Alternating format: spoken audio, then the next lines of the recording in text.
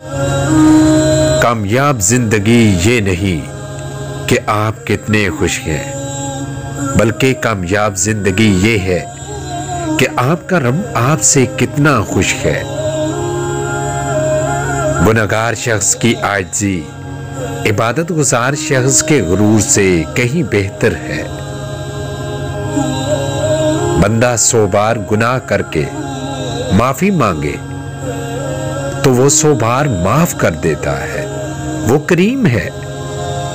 वो 70 माओं से भी ज्यादा प्यार करता है।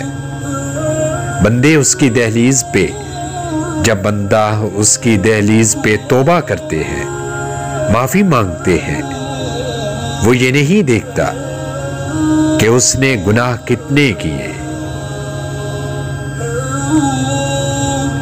नस नस से वाकिफ है, रग रग जानता है। मुझको मुझसे बेहतर मेरा रब जानता है। अपना दर्द अपने रब से बांट लिया करो, फिर दर्द जाने, दुआ जाने और खुदा जाने। नमाज कभी ना छोड़े, इसलिए कि कब्रों में लाखों लोग तरस रहे हैं कि दोबारा जिंदगी मिल जाए, ताकि अल्लाह के लिए एक सजदा कर लें।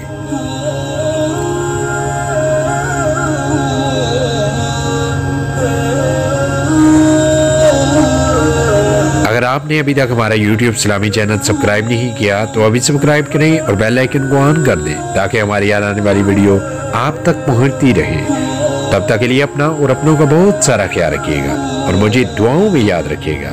अल्लाह हाफिज।